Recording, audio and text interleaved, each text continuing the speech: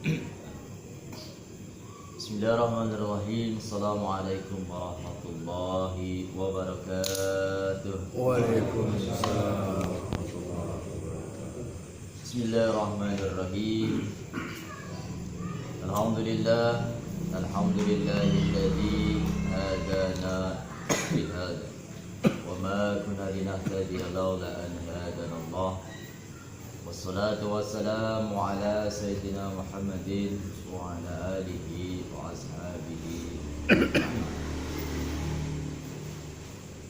Qala Allah ta'ala fi kitabihil karim, qad aflaha man zakkaha wa qad khaba man dassaha.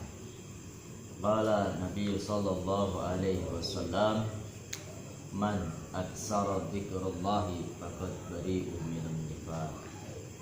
Amma ba'd. Yang saya hormati Bapak Iman, Bapak Nano beserta keluarga besarnya, dan juga seluruh ikhwan akhwat Majelis Zikir Nurul Hidayah.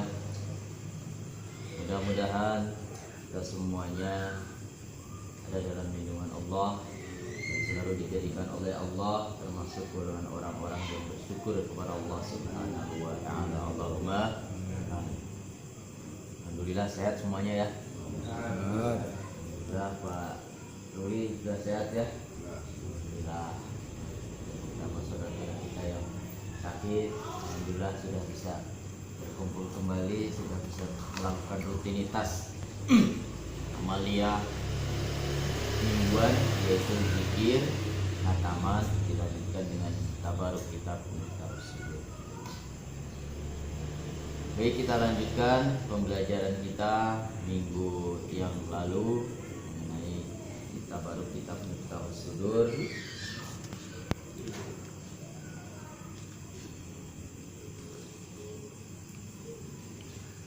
Minggu kemarin kita sampai ke hadis Nabi Muhammad SAW. Bismillahirrahmanirrahim. Birahmati Al-Fatihah. Bismillahirrahmanirrahim. Iya dulu.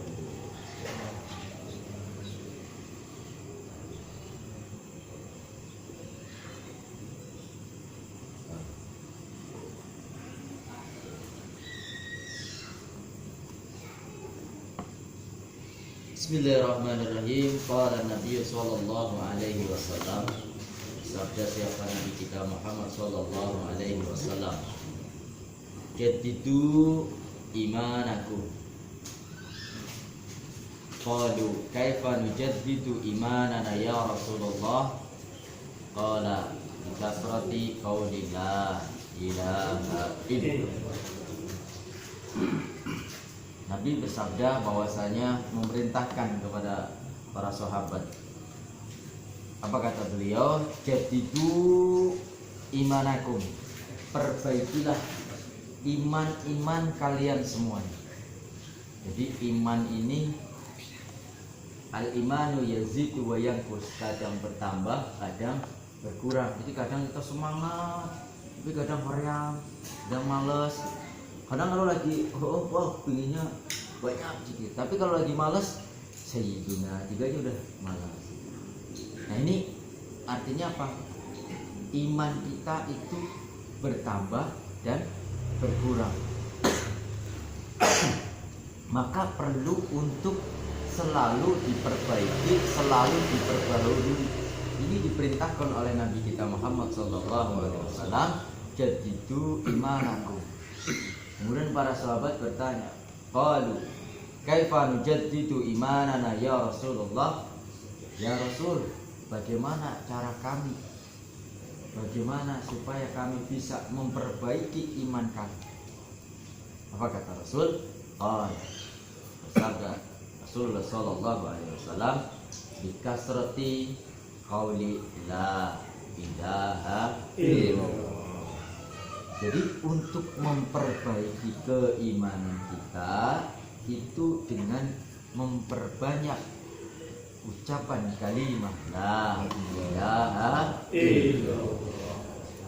Maka dalam thariqah kita, guru kita mengajarkan minimum setelah selesai sholat 165 kali. Ini jumlah yang sudah ditentukan. Artinya apa? Jumlahnya banyak tapi tidak memberatkan.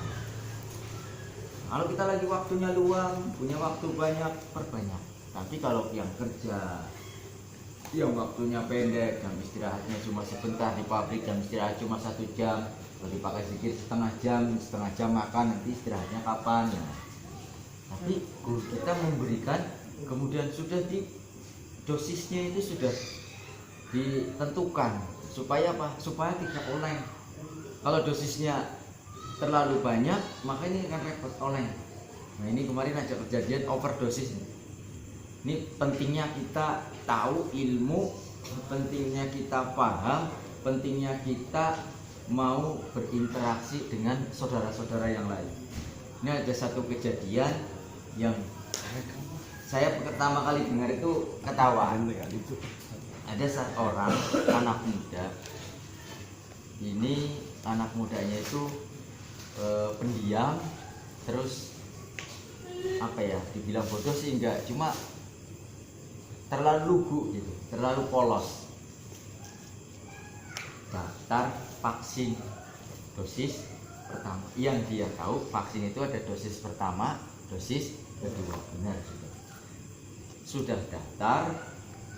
Tapi karena dia apa istilahnya tadi, orangnya terlalu lugu, terlalu polos, dianterin sama bareng gitu, bareng sama tetangga. Datanglah satu ke perawat, yang satu sudah dikasihin suratnya, disuntik, just baru selesai disuntik temennya narik, lu di sebelah sini. Datang lagi ke perawat yang sebelahnya, disuntik, just hari ini langsung lepak-lepak. Jadi langsung ngecoprak ini. Nah begitu ditanya, kenapa kamu nih? Baru yang tadi nyuntik, di sini udah. Nah, akhirnya disuntik 2 kali, dibawa pulang. Alhamdulillah, barokah karomah, masih sehat, masih kuat. Ini karena apa? Nggak tahu ilmunya, nggak mau ngomong, nggak mau cerita. Akhirnya begitu sini sudah disuntik, pindah ditarik ke sini, harusnya kan dia ngomong, aku sudah disuntik, jangan disuntik lagi.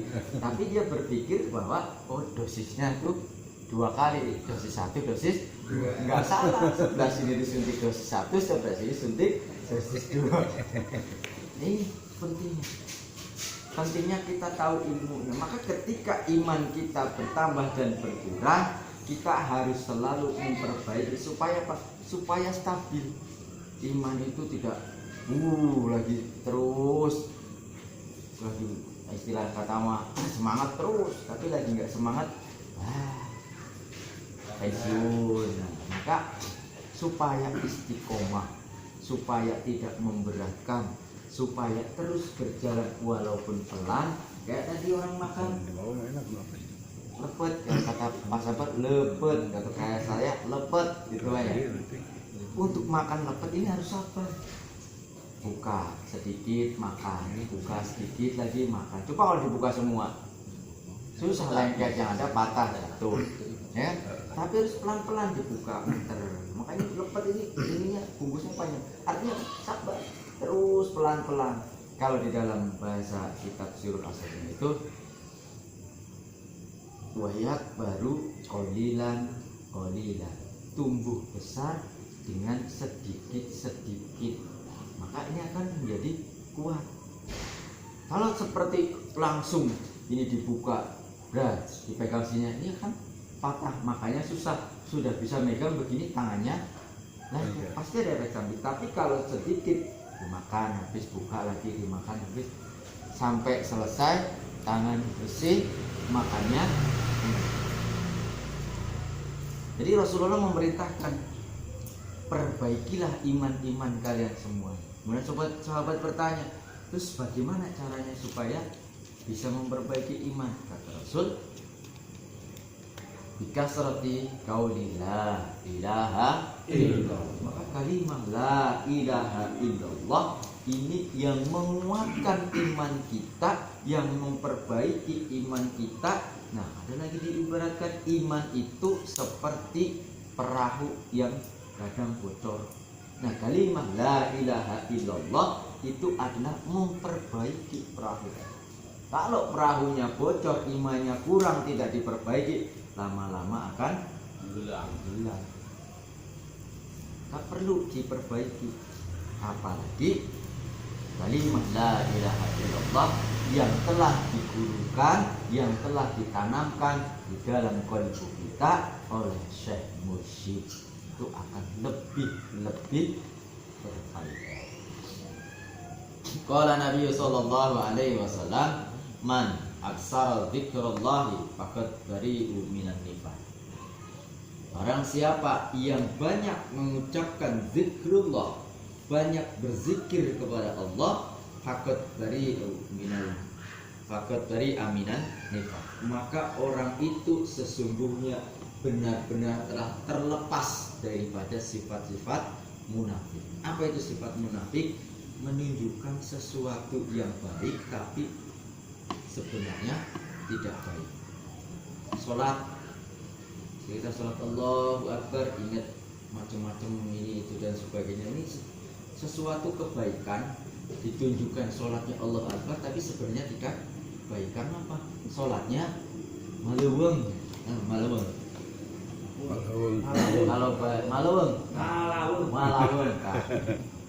Kalau bahasa Jawanya belayang. Sholatnya kemana? Bahasa Inggrisnya ngacak. Jadi sholatnya begitu sholat Allahu Akbar tapi pikiran kemana-mana. Maka supaya sholatnya ini tetap khusyuk, sholatnya ini bisa sesuai dengan jalurnya, maka harus dibarengi dengan zikrullah. Dan barang siapa yang banyak zikirnya, banyak ingat kepada Allah, maka orang itu terbebas dari yang disebut dengan sifat munafik. Maka kalau di raya ada satu menara yang ada jamnya. Kalau kita duduk di Baitul Mal, kita ada jam dinding yang ada di menara. Ta'udzu billahi min khusu'in nifaq. Ada hadisnya tulisannya gitu kan. Wa ma khusu'un nifaq ya Rasulullah? Khusu'ul badan wa nifaqul qalb. Khusuk badannya tapi hatinya kemana-mana. Nifaq itu sholat, badannya sholat, hatinya pasar. Badannya sholat, hatinya jalan-jalan. Faman aksal dzikrullahi faqad bari'u minan nifaq. Kalau ada saudara ada kelihatan menara yang pendek gitu. Menara kalau zaman dulu itu menara pembuangan jin. Jadi kalau anak-anak yang nakal soal tidur di masjid, badannya kotor, suka dipindah-pindahin ke situ. Kalau itu ya? Iya, tempat-tempatnya nah. Kalau Rasulullah sallallahu alaihi wasallam, dzikrullahi alamul iman wa bara'atun minan nifaq wa hisnun minasyaiton wa hirsum minan niran. Zikrullah adalah tanda daripada iman. Wa bara'atun minan nifaq, dan pembebas, pelepas daripada nifaq. Maka kalau kita kepingin imannya kuat, tanda imannya kuat ya zikrullahnya kuat, zikirnya kuat. Dan zikir supaya kuat, terutama zikir kopi yang kadang-kadang orang bertanya, saya kok zikir kopinya susah ya, saya kok gampang banget lupa ya. Kenapa ya? Itu karena kurang zikir jahat. Karena zikir kopi itu akan memancar, akan terlihat ketika zikir jahatnya kuat. Karena zikir jahat itu nar dan zikir kopi adalah nur. Jadi biarkan nar, zikir jahat ini membakar kotoran-kotoran yang ada di dalam tubuh kita, sehingga nur zikir kopi yang ditanamkan di dalam kalbu kita akan memancarkan cahayanya. Ya, bernurun dan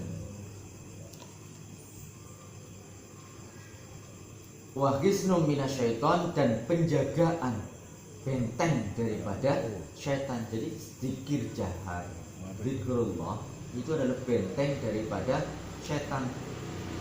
Coba kalau kita sehari diperintahkan untuk zikir sehari semalam setelah selesai sholat 165, tapi kita bolong-bolong dan tidak bayar utang, DP aja tapi nggak pernah nyicil, pasti apa Pak? Juber-juber debt collector kan? Sama. Kalau kita zikirnya DP terus tidak dibayar, maka kolbu kita, zikir hobi kita itu akan mudah hilang. Yakin banyak koblahnya daripada ingatnya.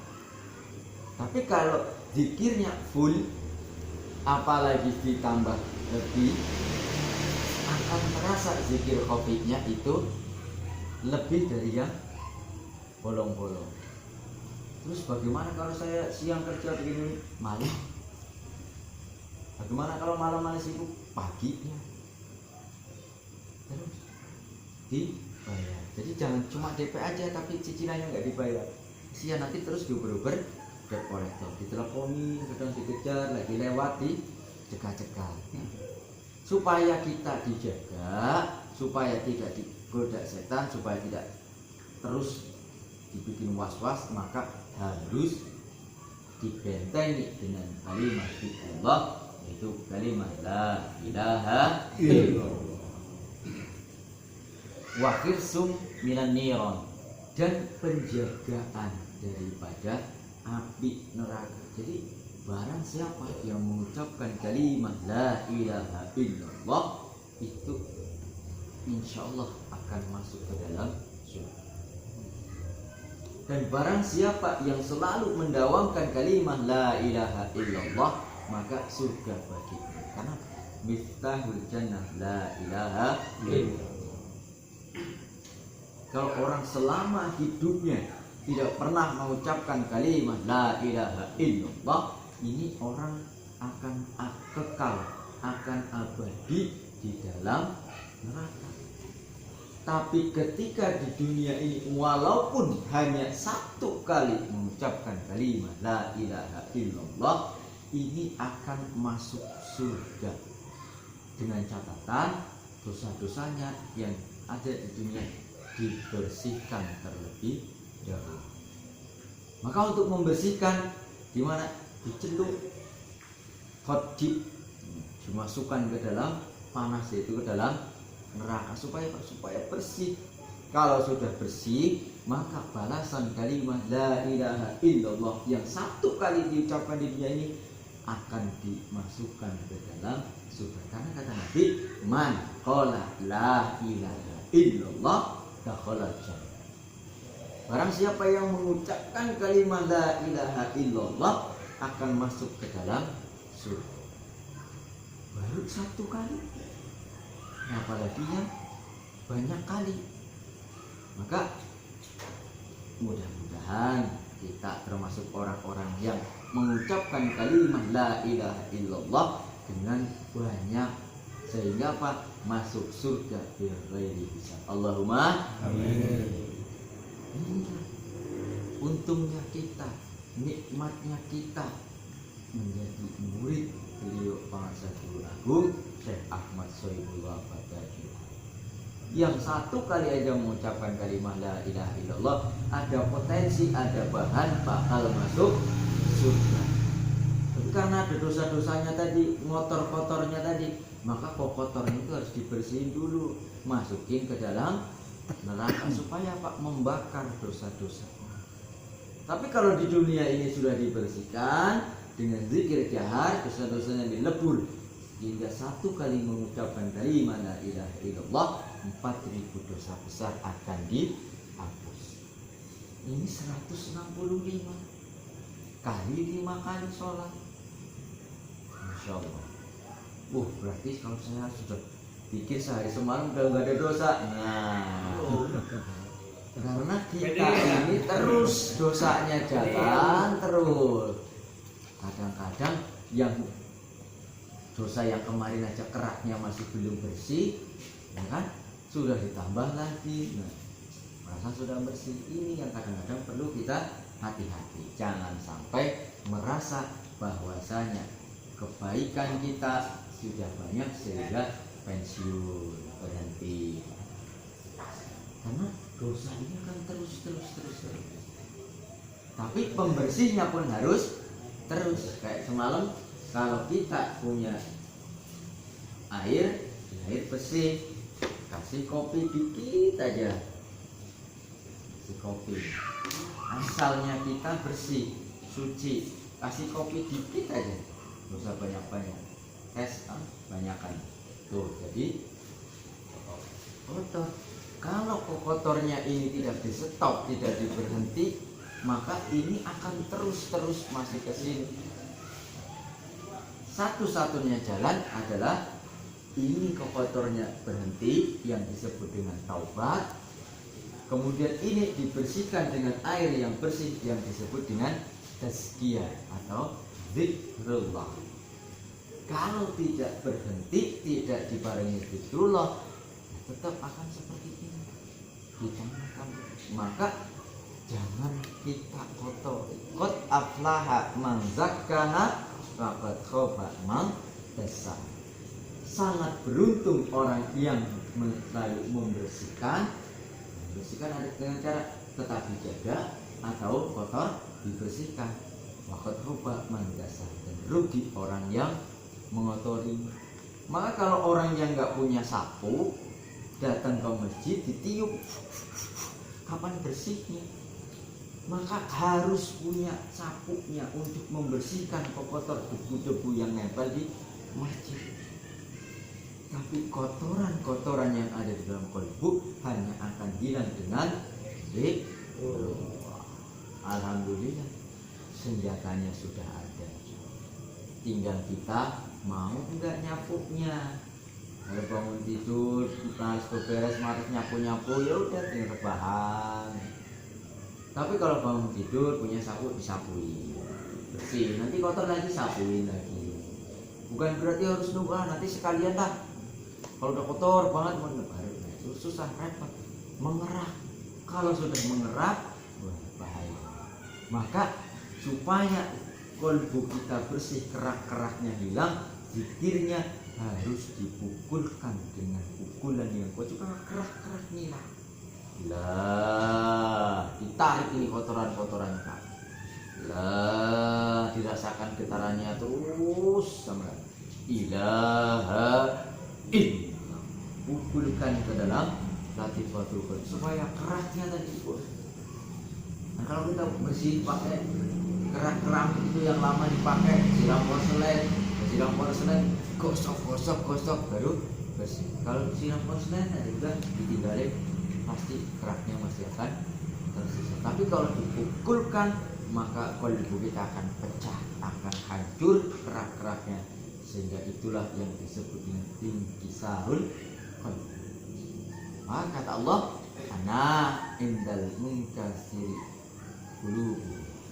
Aku, kata Allah, ada di dalam perpecahannya atau di dalam ketenangannya, di dalam kematiannya hati-hati kalian. Artinya hati itu bolak-balik. Nah, ketika kita sudah tenang dengan zikir, kolbunya sudah bersih, kerak-keraknya sudah hancur, maka disitulah kita akan merasakan indahnya jamalullah, indahnya nikmat-nikmat Allah, merasakan betapa agungnya rahmatnya Allah. Kalau kita hatinya masih terus oleng, galau, ya, tidak akan pernah merasakan nikmatnya bersama-sama dengan Allah. Maka harus selalu kita jaga. Qala Allah Ta'ala, alam tara kaifa daraballahu masala kalimatut thayyibat kasyajaratin thayyibah asluha sabitun wa far'uha fis sama' tu'ti ukuluha kullahinin bi'idni rabbiha wa yadribullahu al-amsala lin-nasi la'allahum yatafakkarun. Alam tara kaifa daraballahu, apakah kalian tidak melihat bagaimana Allah memberikan perumpamaan, memberikan contoh? Masal kalimatut thayyibah, perumpamaan kalimat thayyibah, yaitu kalimat la ilaha illallah. Jadi kemarin kalimat thayyibah, kalimat la ilaha illallah disebut juga kalimat thayyibah, disebut juga kalimatul ikhlas.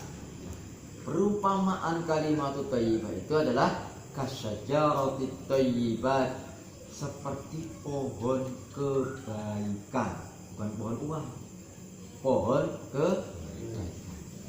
Asluha sabitun, asalnya atau akarnya, pokoknya sabitun, mencengkeram kuat di dalam bumi. Wa far'uha, dan cabang-cabangnya fis sama. Artinya pohon itu kan satu pohon bisa tumbuh karena ada akarnya yang menggenggam, mencengkeram kuat di dalam bumi. Batangnya ini akan tumbuh ke atas, nanti ada daun, ada cabang dan sebagainya. Dan di sini wa far'uha fis sama, dan batangnya daripada pohon kalimat la ilaha illallah atau kalimat thayyibah itu akan sampai tumbuh sampai ke langit.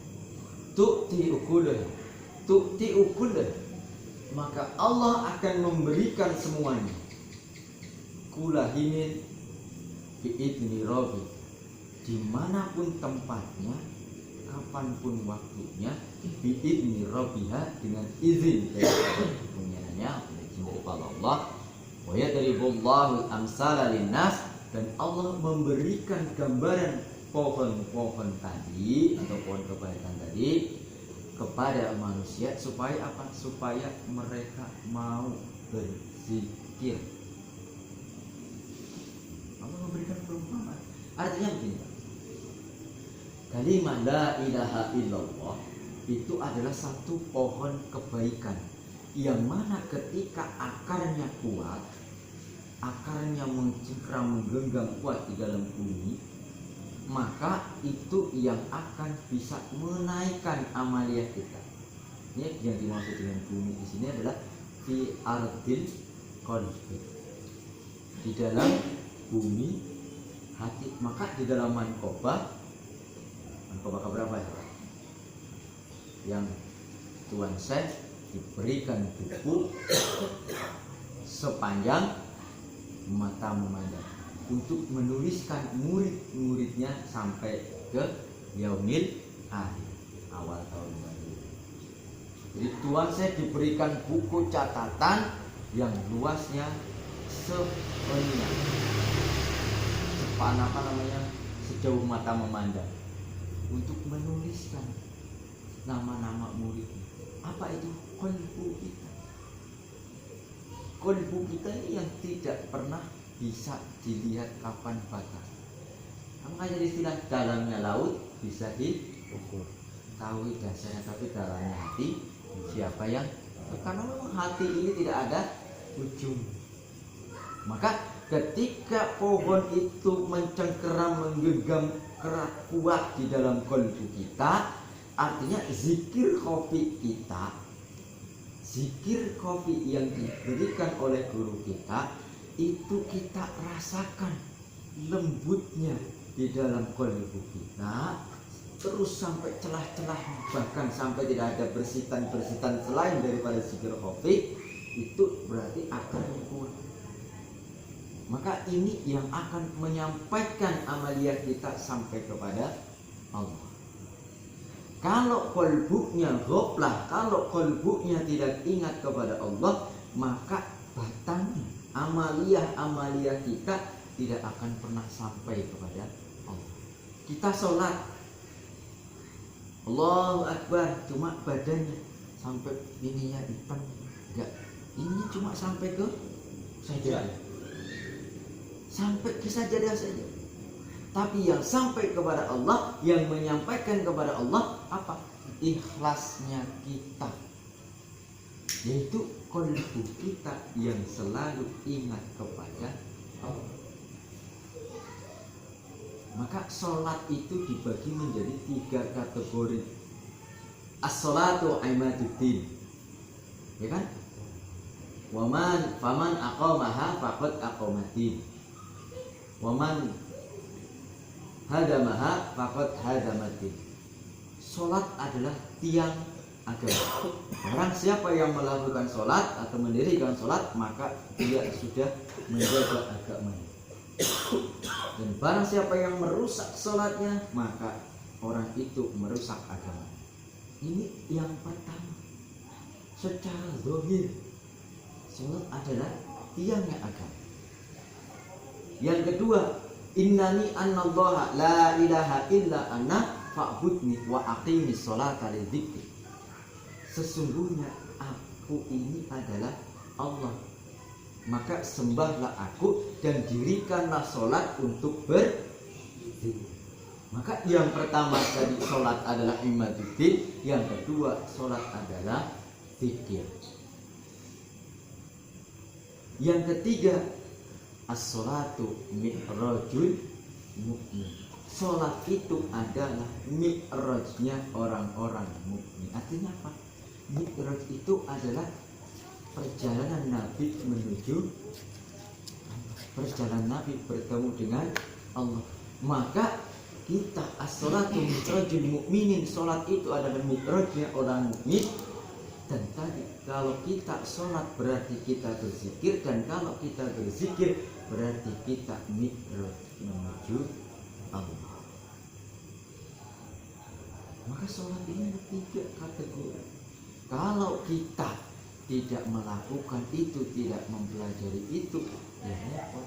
Maka ketika kalbu kita sudah diisi dengan zikir khafi dan akan tumbuh sampai kepada Allah, amaliyah yang ikhlas itu akan dibawa sampai kepada Allah.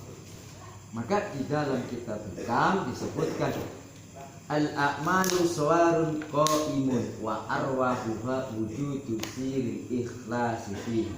Al-almalu bila arwah sakitatun mayitatun mardudatun la tubban.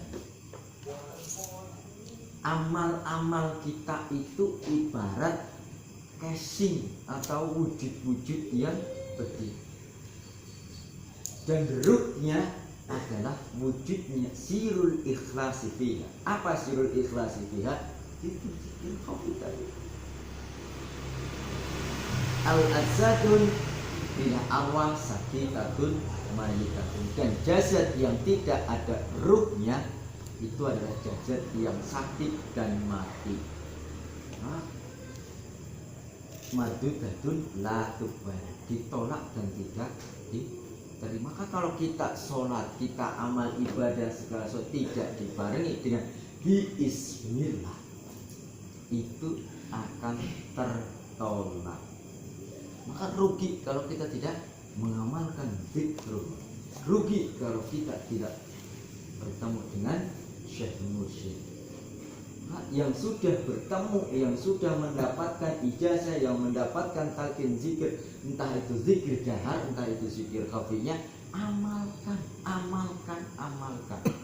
3M. 3M Pak. Mengamalkan, melestarikan. 3M. Bukan masker, mencuci tangan, terus satu lagi menjaga jarak. Tapi kalau kita 3M-nya adalah mengamalkan, melestarikan. Ini 3M. Protokol kesehatan. Kesehatan apa? Kesehatan ruhani. Kalau tidak seperti itu, yaitu sakitatun mayitatun mardudatun la tubban. Maka sangat penting zikir khafi, zikir jahar. Gali terus, pelajari terus, tidak tahu pelajari, tanya. Pas alu ahli zikri in kuntum la ta'lamun. Wa yadribullahu al-amsala lin-nasi, dan Allah memberikan. Ustaz dia biasa teman juga butuh ayat. Begitu mengintip salah kan? Panggilan mana? Pak, kalau capek mengintip pinter. Cenah nungguan malaikat lewat, cenah lewat pantau cenah.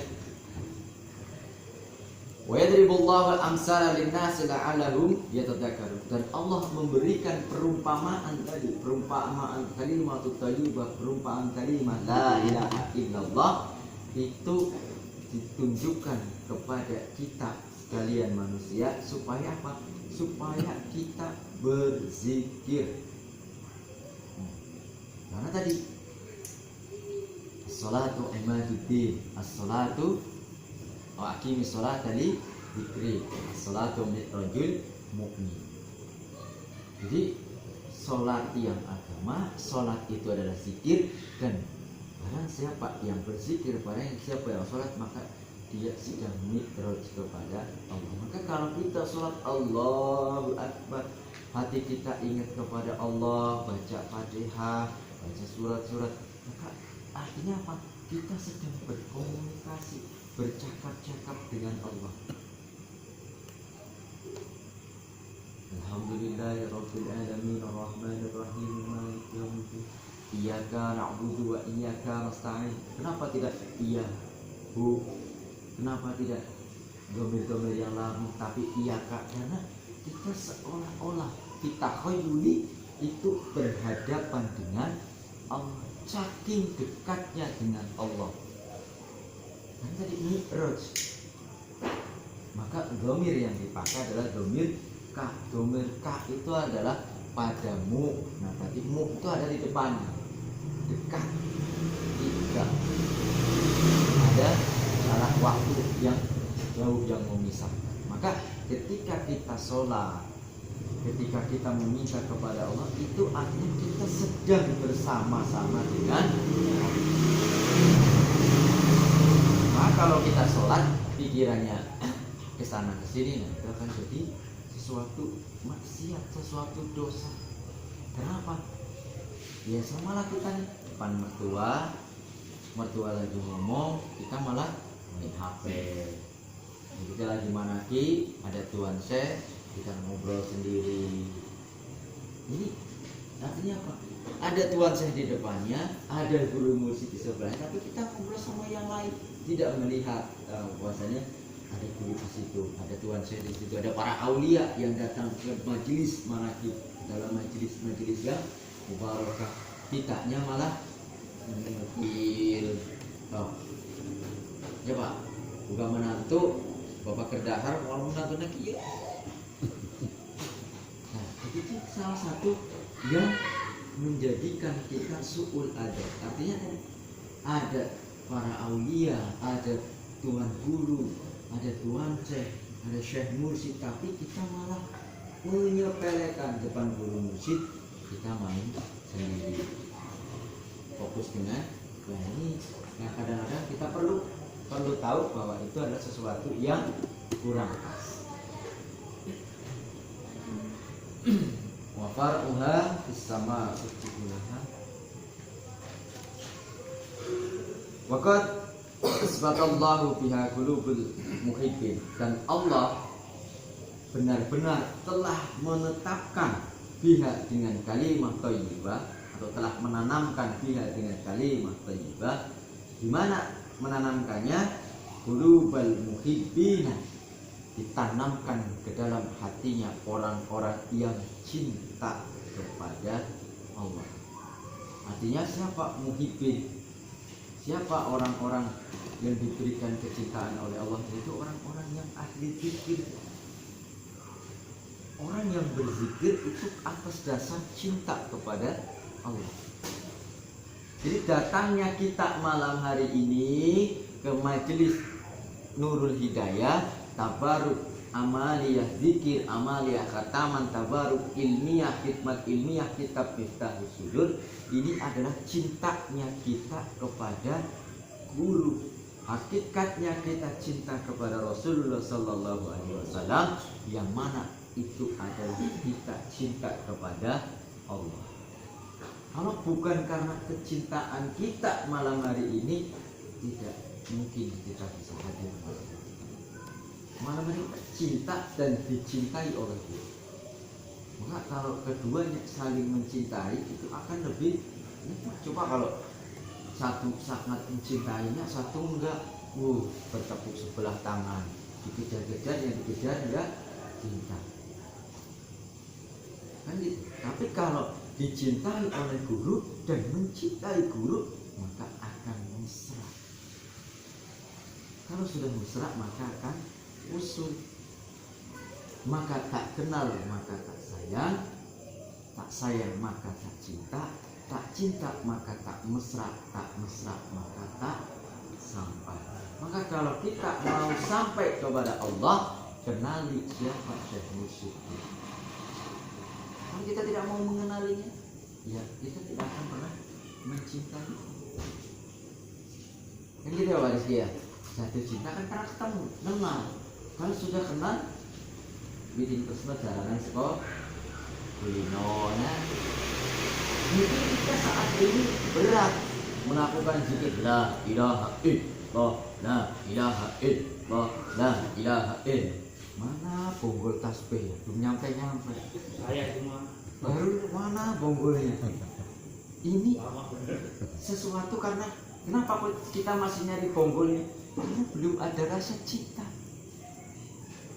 Tapi kalau witing tresno jararan saka kulino tadi terus, walaupun yang dicari bonggolnya terus sehari terus, 2 hari terus, lama-lama terbiasa. Kalau sudah terbiasa maka akan tumbuhlah benih-benih cinta. Ini pentingnya. Kenapa kok kira harus istiqomah terus? Karena kalau enggak kulino, enggak terus-terusan, itu tadi al-imani yazid wa yanqus, kadang tambah kadang kurang. Istiqomah datar terus, sedikit tapi pasti. Makan lepet kalau dibuka semua kan susah. Sabatallahu alladhina amanu bil qawli sabitun fil hayati dunya wa fil akhirati yadhillullahu dhalimina wa yaf'alullahu man yasha. Maka Allah tetapkan kalimat la ilaha illallah tadi, maka orang-orang akan menjadi iman dengan ucapan kalimat la ilaha illallah yang tetap di dalam kondisinya fi hayati dunya, di dalam hidup dunia, wal akhirah dan kehidupan akhirat. Maka orang-orang yang berzikir itu diberikan kenikmatan oleh Allah. Bukan berarti terus saya berzikir ditambah hartanya banyak, ini banyak, bukan itu nikmat yang dimaksud. Tapi kenikmatan yang dimaksud adalah mungkin dikasih uangnya sama 10.000, kalau tidak berzikir ini akan kurang. Tapi dengan berzikir begitu dikasih alhamdulillah. Sebagaimana dicontohkan oleh imam besar mursyid thariqah Syadziliyah yang terkenal, yaitu Imam Syadzili Abdul Hasan Al-Syadzili. Beliau adalah seorang tokoh sufi, seorang tokoh ulama tarekat, yang lain daripada yang lain. Ulama sufi yang zuhud, tapi beliau suka makan makanan yang enak, suka minum minuman yang dingin. Ketika beliau ditanya, ya Syekh, kenapa engkau seorang sufi yang terkenal zuhud, seorang mengamal thariqah, seorang ahli zikir, tapi engkau suka makan makanan yang enak? Apa kata beliau? Karena dengan saya makan, minum, dan tidur di tempat yang enak, maka syukur yang saya ucapkan itu lebih besar daripada saya syukur ketika hanya makan dengan garam. Oh, orang makan jam lauk, ikan, mesti alhamdulillah. Syukurnya banyak. Tapi ketika kita makan dengan garam, walaupun kita syukur alhamdulillah, maksudnya ayat. Tapi ketika makan dengan ikan, alhamdulillah bisa makan sama ikan, hati lebih gembira, ada lebih. Maka beliau memerintahkan, silahkan kalian tidur di tempat yang enak, di kasur yang empuk, silahkan makan makanan yang enak, minum minuman yang dingin, tapi jangan lupa perbanyak zikirnya, perbanyak syukurnya. Karena apa? Idza zakartani syakartani, idza nasaitani kafar. Ketika kita berzikir, maka kita bersyukur kepada Allah. Ketika kita lupa, maka kita ghaflah kepada Allah, kufur kepada Allah. Maka orang toriko, orang belajar zikir, jangan merasa saya orang belajar zikir, saya mau makan sama garam aja lah. Syukur pada saat ada itu lebih besar daripada syukur pada saat tidak ada. Kalau orang Jawa kan sama juga tetap bersyukur. Ada orang tabrak mobil, jebret, mati. Alhamdulillah langsung mati, terasa ngiringan. Tabrak jebret, kakinya patah. Alhamdulillah nang kakinya tanganan terlalu patah. Tabrak jebret, lecet, tawai. Alhamdulillah kan lecet doang. Tapi begitu kita diberikan kesehatan, harusnya ini lebih bersyukur. Alhamdulillah diberikan kesehatan. Artinya syukur pada saat kita diberi kelebihan, diberikan sesuatu sesuai dengan yang kita inginkan, itu harus lebih syukur. Kita makan, bisa makan yang bakakak, bisa makan yang harus lebih syukur. Maka kalau bahasa istilah kerennya tuh work hard, play hard. Nah kalau kita jangan seperti itu, nikmatnya banyak, zikirnya banyak. Zikirnya keras, nikmatnya pun. Kalau kita mau bersyukur dengan banyak, maka zikirnya pun harus. Jadi bukan berarti harus apa istilah kata mah prihatin gitu enggak. Tetapi cari usaha. Tapi jangan lupa apa yang kita dapatkan itu sejatinya adalah rahmatnya Allah, nikmatnya Allah yang diberikan kepada kita sebagai fasilitas kita untuk memudahkan, untuk menambah kita dalam berzikir. Wa yudhillullahu dhalimina, dan Allah menyesatkan orang-orang yang zalim. Wa yaf'alu Allahu ma yasha, dan Allah akan melakukan segala sesuatu sesuai dengan kehendak Allah. Jadi orang-orang yang diberikan petunjuk, orang-orang yang diberikan jalan, itu ya orang-orang yang diberi nikmat oleh Allah. Maka di dalam surat Fatihah, ihdinas siratal mustaqim siratal ladzina an'amta 'alaihim. Kan? Berilah petunjuk jalan yang bagus, yang lurus. Itu jalannya orang-orang yang telah Engkau berikan nikmat. Bukannya jalannya orang-orang yang Engkau sesatkan, dan bukannya orang-orang yang Engkau benci. Maka sini wa yudhillullahu zalimina wa yaf'alu ma yasha. Allah menyesatkan orang-orang yang zalim, itu orang-orang yang tidak diberi nikmat, dan Allah Maha melakukan segala sesuatu perkara sesuai dengan keinginan Allah. Wasfatallahu ta'ala syajarat tauhid asluha sabitun fil ard as-sabi'ati bal fisari wa far'uha fis sama'i ma fawqal 'arsy. Dan Allah menetapkan syajaratu tadi, syajaratu tauhid, syajaratu kalimah la ilaha illallah, menanamkan kalimah la ilaha illallah, mentalkinkan kalimah la ilaha illallah di dalam qalbu kita. Menanamkan apa? Syajaratu tauhid, kalimah tauhid. Jadi kalimah la ilaha illallah itu adalah kalimat tauhid. Asluha sabitun fil ardi sabi'ah. Asalnya, akarnya ada di dalam bumi yang 7. Di dalam diri kita ada 7 motifah. Ini yang ditalkinkan di dalam qalbu kita. Balfisari, tetapi bisa jadi lebih dalam lagi. Inilah yang disebut dengan zikir sir. Maka kalau khataman kita berzikir, khataman ada ya khawiyal lutfi adrikni lutfikal khawiyal. Ya khafiyal lutfi adrikni lutfikal khafi. Ya Allah, berikanlah zikir lembutmu kepadaku, ya, dengan zikir yang paling lembut di dalam kelembutan. Pusing-pusing kan? Pokoknya samar dan tidak kelihatan. Saking samarnya, saking tidak kelihatannya zikir covid itu, sehingga apa? Tidak ada yang tahu selain daripada orang yang berzikir itu sendiri dan Allah. Hatal malaikatul sabat, hatal malaikatul muqarrab. Walaupun malaikat muqarrab itu tidak tahu kalau kita sedang berzikir. Maka zikir kopi ini harus kita jaga benar-benar. Jangan diumbar-umbar, jangan disebutkan, jangan dinamakan.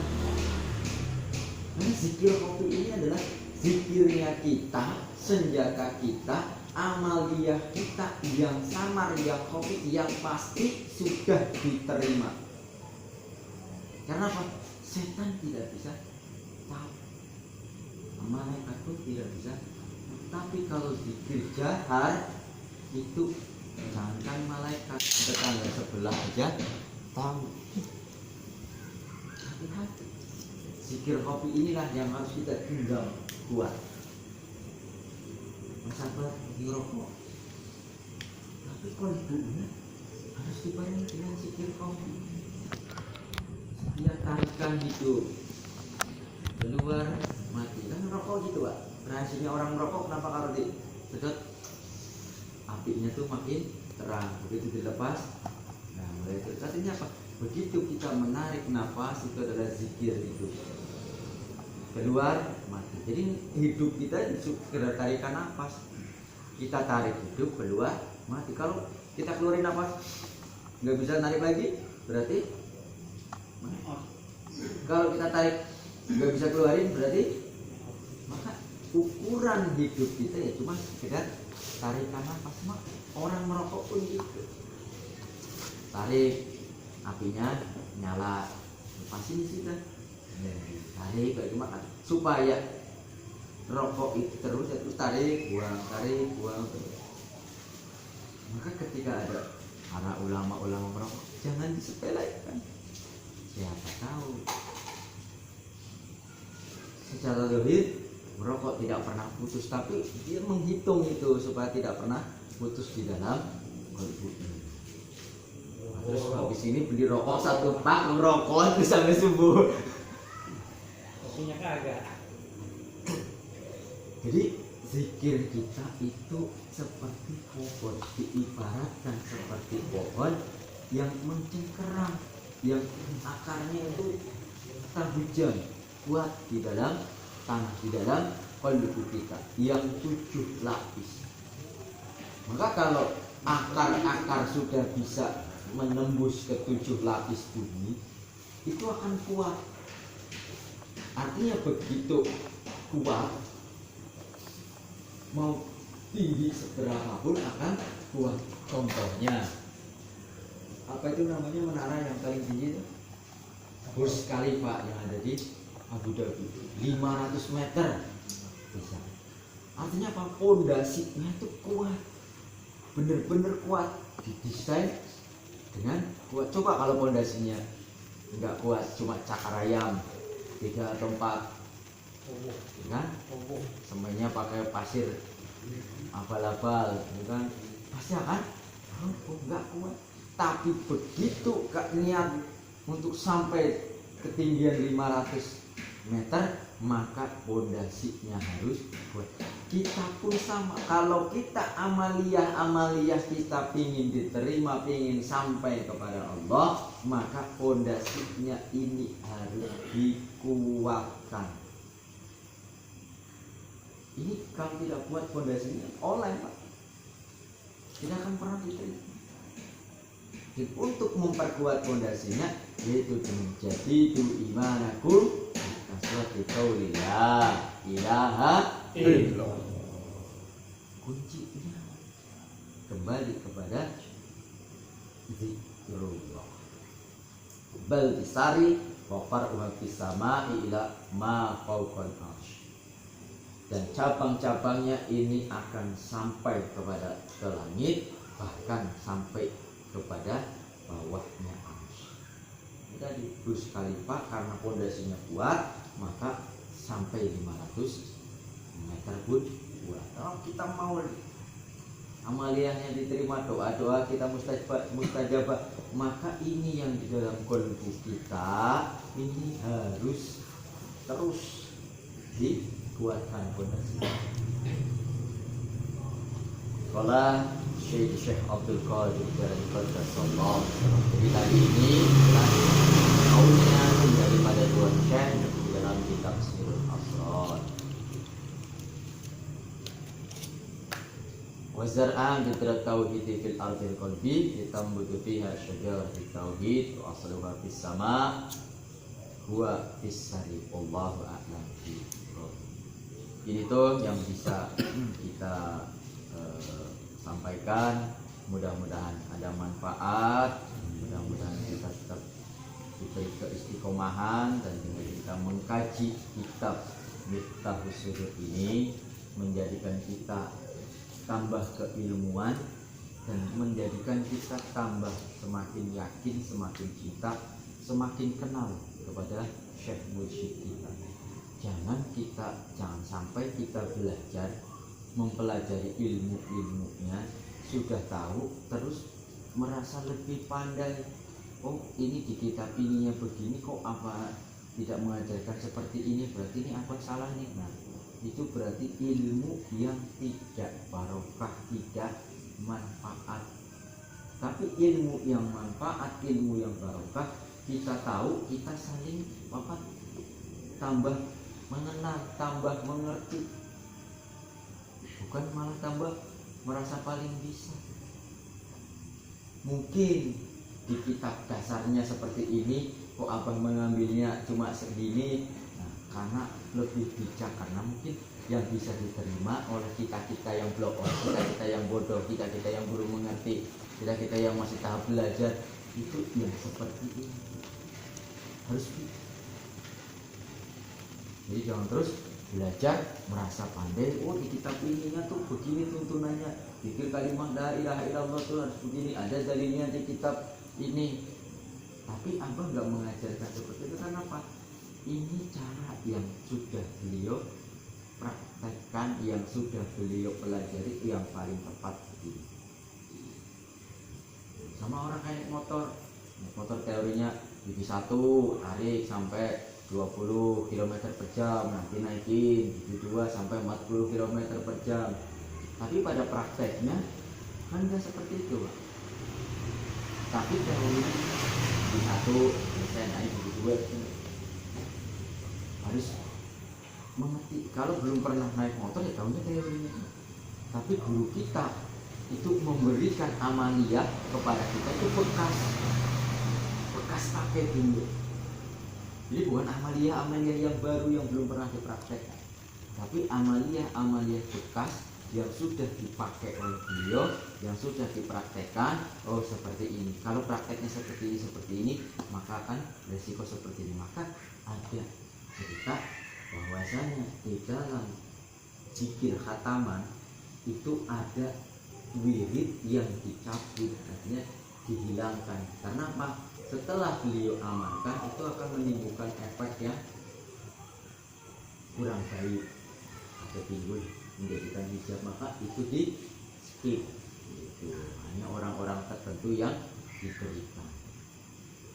Maka di Suryalaya ijazah yang umum yang diberikan kepada ikhwan akhwat tanpa harus mendapatkan perlakuan khusus, mendapatkan ijazah khusus, yang ada di buku ibadah, yang ada di ukul Jumat, yang ada di sholat sunat. Selebihnya yang tidak ada di buku itu harus diijazahkan, harus dikonfirmasikan terlebih dahulu. Yang umum ya, jadi buku ibadah. Kurang lebihnya itu, mohon maaf atas segala kekurangan. Selanjutnya kita buka sesi tanya jawab atau halakoh buat akhwat yang ingin bertanya, ingin memperdalam atau ingin curhat, ya monggo.